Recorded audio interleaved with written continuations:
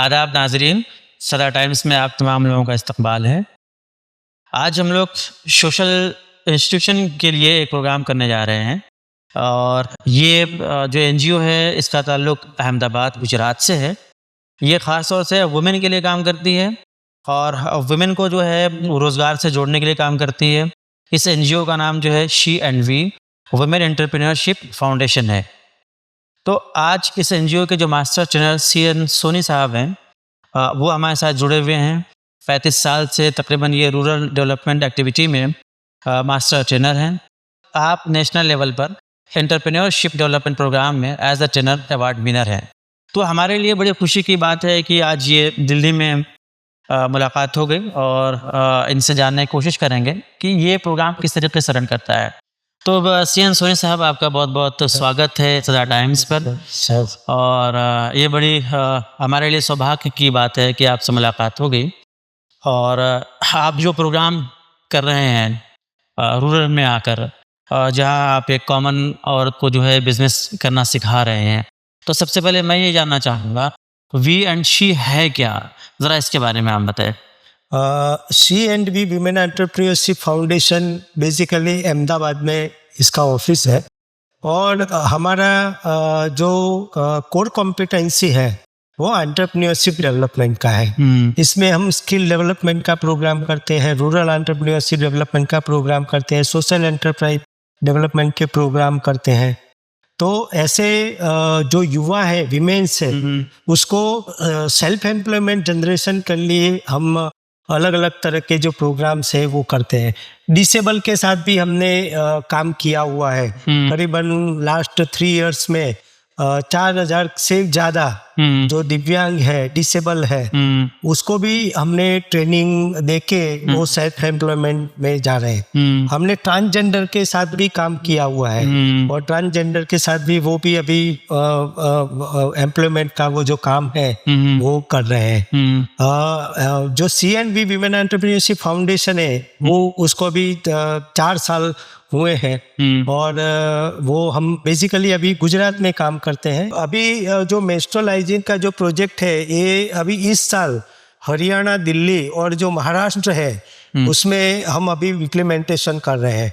वो प्रोजेक्ट का मेन जो ऑब्जेक्टिव है ये है कि गांव की या जो विमेन्स है वो विमेन्स जब महामारी में आती है तो ज़्यादातर वो कपड़ा यूज़ करती है। ऐसा सर्वे तो हुआ है कि 20% महिलाएं वो पेड़ का यूज़ करती है, तो 80% ऐसी महिलाएं हैं कि जो कपड़े का यूज़ करती है और लॉन्ग टर्म पे उसका असर कई ऐसी बीमारी में वो फंस जाती है। तो उसकी वजह से क्या है कि वो इकोनॉमिकली रीते वो साउंड नहीं कर पाती है। तो मेन हमारा जो ऑब्जेक्टिव है ये प्रोजेक्ट के जरिए कि गांव की जो महिलाएं हैं वो महिलाएं ये प्रोजेक्ट के जरिए हम अभी एंटरप्रेन्योरशिप का सोशल एंटरप्राइज मॉडल के जरिए वो गांव की जो महिलाएं हैं उसको हम एंटरप्रेन्योरशिप की डेवलपमेंट की ट्रेनिंग देते हैं और ट्रेनिंग देने के बाद वो भी कुछ 2 पैसा कमा सके। इसके लिए हम ये जो प्रोजेक्ट है ये प्रोजेक्ट के जरिए हमारा प्रयत्न का प्रोडक्ट है।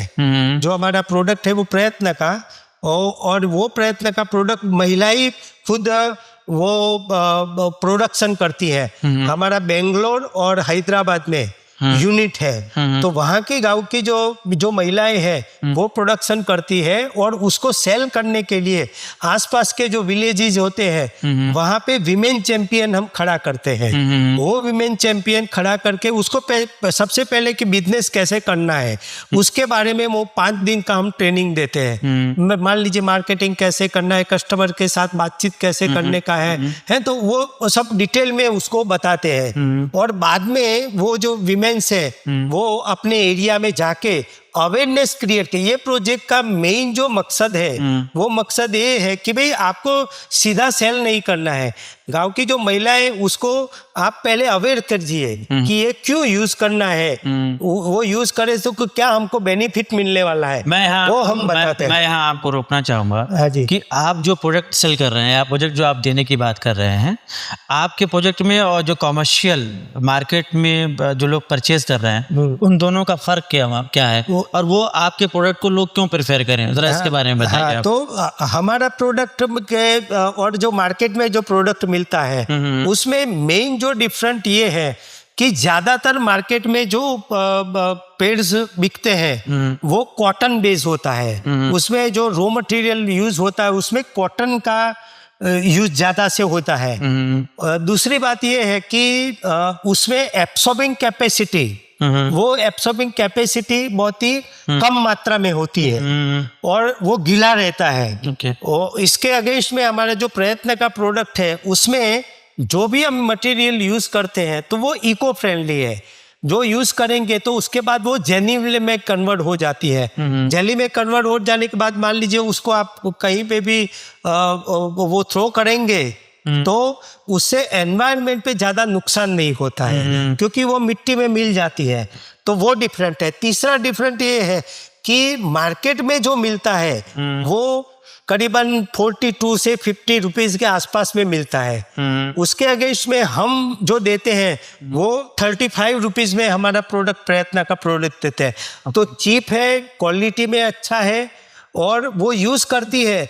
तो हमारा जो पेड़ है उसमें गीलापन बहुत ही कम होता है। तो उसकी वजह से, क्योंकि ये पेड़ 6-7 घंटा स्किन पे रहता है तो गीला होता है, तो लॉन्ग टर्म पे उसका इफेक्ट होता है। हमारा जो प्रोडक्ट है उसमें वो कम होता है, तो उसकी वजह से भी हमारा प्रोडक्ट वो अच्छा सर, मुझे ये बताइए, आप ये कह रहे हैं कि आपका जो प्रोडक्ट है वो आपका जेल कर जाता है, ठीक है, और जो कॉमर्शियल मार्केट में है वो जेल नहीं करता, वो गीलापन ज़्यादा रहता है, वो 7-8 घंटे के बाद जो वो स्किन से चिपक जाता है, ठीक, आप ये कह रहे हैं। लेकिन आप मुझे ये बताइए सर कि आपका जो जेल होता है ना, उसका वो कितने टाइम पीरियड के लिए एक लेडी इस्तेमाल कर सकती है? जैसे आप कह रहे हैं कि दूसरा वाला जो है, जो कॉटन से बनता है, वो 7 घंटे के आसपास जो है वो बहुत ज़्यादा जो है आपकी स्किन को डैमेज करता है। आपका प्रोडक्ट का ड्यूरेशन कितना है, कितने घंटे तक एक पैड को इस्तेमाल कर सकती है, जरा इसके बारे में। इसमें जो मार्केट में जो पेड़ कॉटन बेस्ड जो मिलता है उसमें गीलापन ज्यादा रहता है और वो मान लीजिए आप 3-4 घंटे स्किन पे, ऐसे तो नॉर्मल है कि कोई भी पेड़ है तो आप 6-7 घंटे आप रख सकते हो। उसके बाद उसको चेंज करना होता है। लेकिन ये जो मार्केट में जो पेड़ मिलते हैं वो कॉटन बेस्ड है, तो वो जो होता है गीला गीला ही रहता है ज्यादातर। और हमारा जो प्रोडक्ट है उसमें क्या है कि जो एब्सॉर्बिंग कैपेसिटी ज्यादा है तो वो गीला नहीं रहता है। तो मान लीजिए आप 2 या 3 घंटा ज्यादा रखते हो फिर भी उससे साइड इफेक्ट होता नहीं है। आपने ये कहा कि आप एक ये पैड जो है औरतों को आप देते हैं, तो क्या सिर्फ आपका पर्पस उनको पैड प्रोवाइड करना है या इसके पीछे और आपका क्या मकसद है? नहीं, हमारा मकसद है कि पैकेट जो पैड है वो सेल तो करना है, क्योंकि अवेयरनेस क्रिएट तो करना ही है, क्योंकि 80% ऐसी वीमेंस है कि वो जो पैड का यूटिलाइज नहीं करती है। लेकिन दूसरा और हमें में डिफरेंट ये है कि हम विमेन चैंपियन को तैयार करते हैं और विमेन चैंपियन को गांव लेवल पे आपको कैसे अवेयरनेस क्रिएट करने का है उसका किट दे देते हैं। और किट के जरिए पहले वो गांव में जाती है, 20-25 महिलाओं को इकट्ठा करते हैं। इकट्ठा करने के बाद वो जो प्रोडक्ट है हमारा उसका डेमोन्स्ट्रेशन करते हैं और डेमोन्स्ट्रेशन करने के बाद महिलाओं को बताती है कि ये जो डिफरेंट बताती है कि ये पेड़ क्यों अच्छा है। और डिफरेंट बताने के बाद वो उसकी रिक्वायरमेंट होती है। हम ऐसा नहीं है कि आपको लेना है, हम बेचने के लिए आए हैं, वो मकसद से हम काम नहीं कर रहे। सबसे पहले उसको अवेयरनेस क्रिएट करो, उसके दिमाग में लगे कि नहीं ये अच्छा प्रोडक्ट है, वो लेने लायक प्रोडक्ट है, लॉन्ग टर्म पे इसका बेनिफिट हमको होने वाला है। वो उसके दिमाग में जब बैठता है तभी उसको हम सेल करते हैं। ठीक है, अवेयरनेस क्रिएट कर दिया, कोई महिलाएं बोले कि कोई बात नहीं है, आप अभी नहीं लेना है तो कोई बात नहीं है, लेकिन आप समझ तो लो कि ये जो पेड़ है वो पेड़ में और मार्केट में जो पेड़ है उसमें डिफरेंट क्या है तो अवेयरनेस हमारा मेन मकसद है कि विमेंस में अवेयरनेस क्रिएट। बेसिकली आप ये कह रहे हैं कि आप जो है औरतों को डिजीज ना हो, बीमारी, स्किन बीमारी ना हो, उससे आप अवेयर कराते हैं उन्हें, फिर उन्हें आप कन्विंस करते हैं कि हमारा जो प्रोडक्ट आप इस्तेमाल करेंगे उसका फायदा कितना है। कई बार क्या होता है कि ऐसे पेड़ यूटिलाइज करते हैं तो लॉन्ग टर्म पे कैंसर का, सर्वाइवल कैंसर या कैंसर का भी कई किस्से ऐसे हुए हैं कि वो भी सामने आए थे। कोई एक दो एग्जांपल हो तो आप जरा दर्शकों को बताइए। हाँ, तो ज्यादातर जो गांव में हम जाते हैं तो जो महिलाएं हैं वो बताती है कि साहब हमको ये स्किन डिजीज का प्रॉब्लम वगैरह हुआ है, तो हम बोलते हैं कि आपने अभी तक जो यूटिलाइज किया हमारा यूटिलाइज करके देखो, है, देखने के बाद आपको पता चल जाएगा कि डिफरेंट क्या है।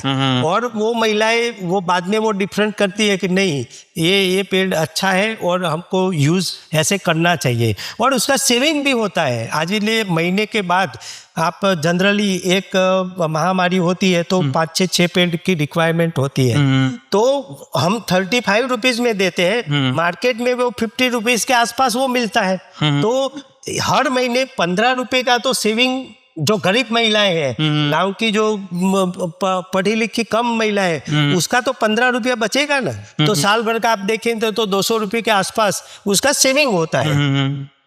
ओके। तो आप मुझे बताइए कि अभी तक जब से ये प्रोजेक्ट आपने शुरू किया है कितनी औरतों को आपने लाभ पहुंचाया है, या कितनी औरतों तक आप इस प्रोडक्ट को लेकर पहुंचे हैं? अभी तक हमें पूरे जो इंडिया में अगले साल हमने बेंगलोर, चेन्नई, हैदराबाद, कलकत्ता वहाँ पे हमने ट्रेनिंग प्रोग्राम किया, तो करीबन हमने वहाँ पे 300 महिलाओं को अगले साल हमने ट्रेनिंग करके उसको विमेन चैंपियन ये बनाए हैं।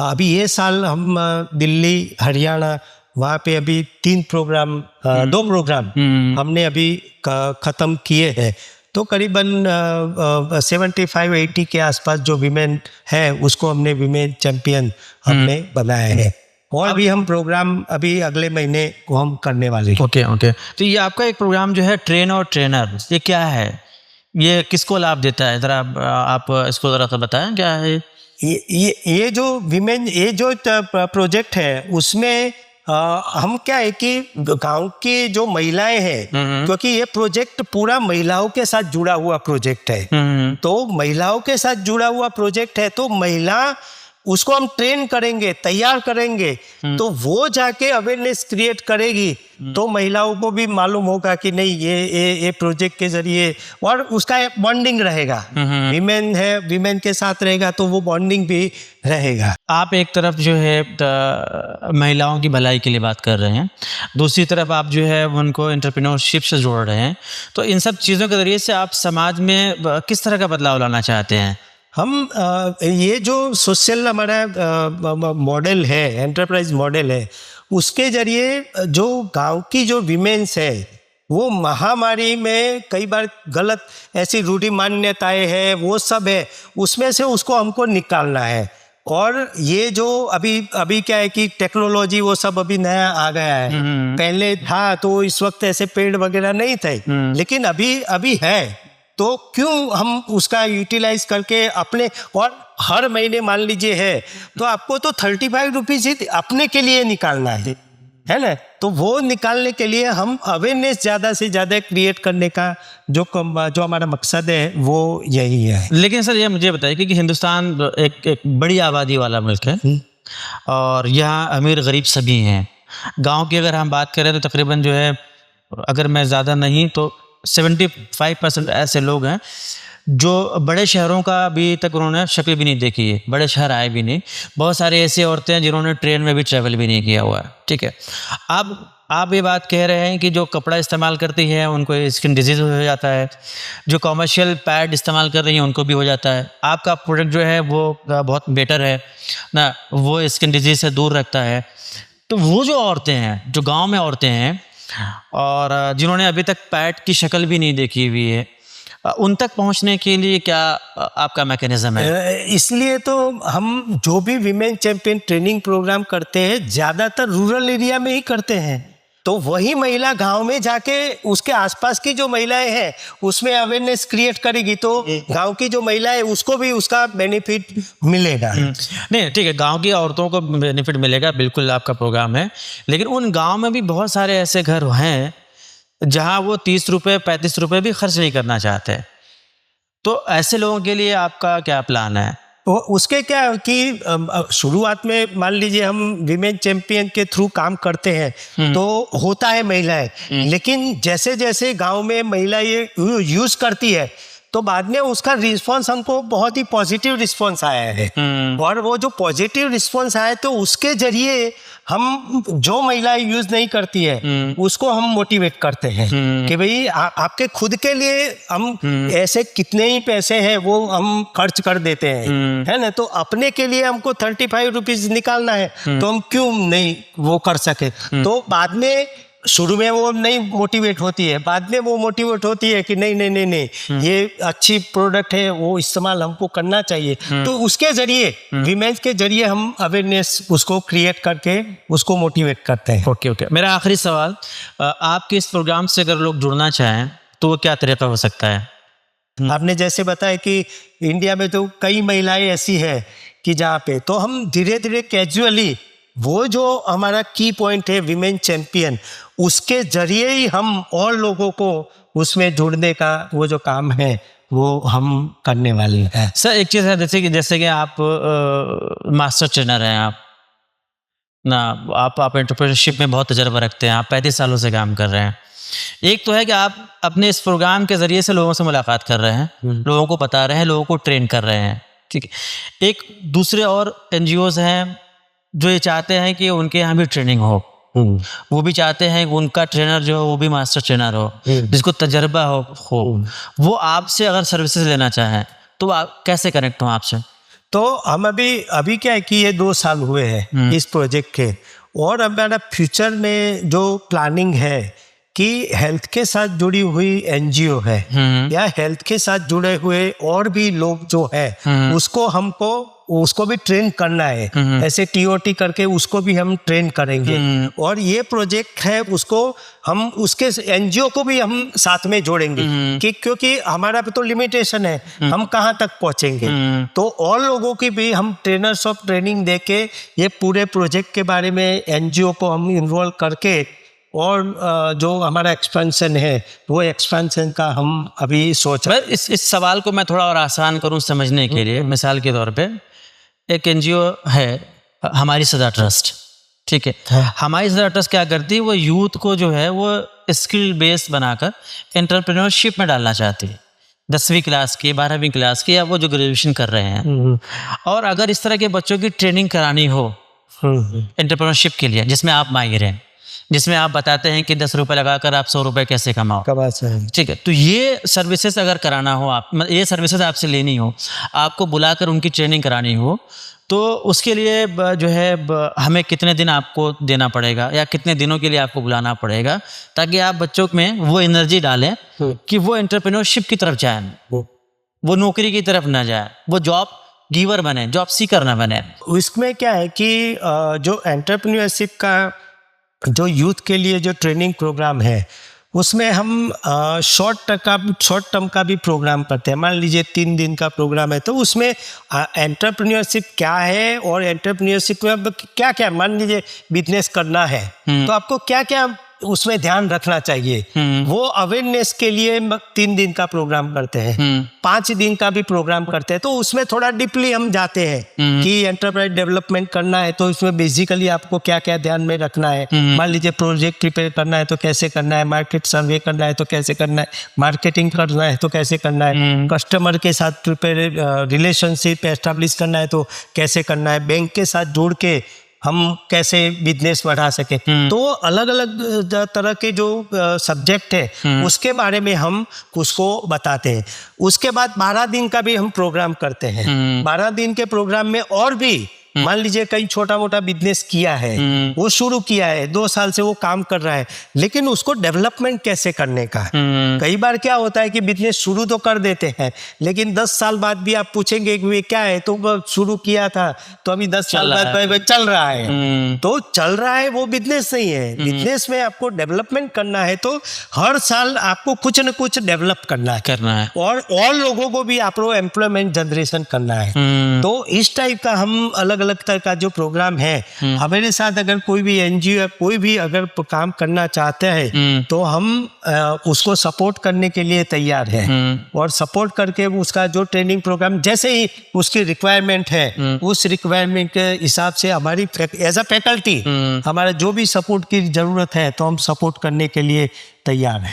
मैं चाहता हूँ कि आप दर्शकों को बताएं कि कोई भी आपसे कनेक्ट होना चाहता है, वो किस ईमेल आईडी पे कनेक्ट हो सकता है या किस मोबाइल नंबर पे कनेक्ट हो सकता है जिसमें आपको आसानी हो, आप ज़रूर बताइए दर्शकों को। हाँ, तो हमारा वो जो वेबसाइट है CNV विमेन एंटरप्रेन्योरशिप फाउंडेशन करके अहमदाबाद बेस्ड हमारा ऑर्गेनाइजेशन है।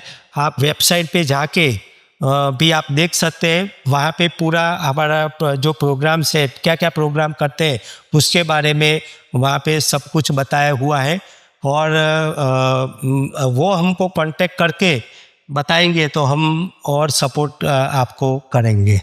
तो थैंक यू सोनी साहब, बहुत मुबारक आपको। Thank you very much. आपने हमारे साथ बात किया तो इसके लिए आपका बहुत बहुत धन्यवाद।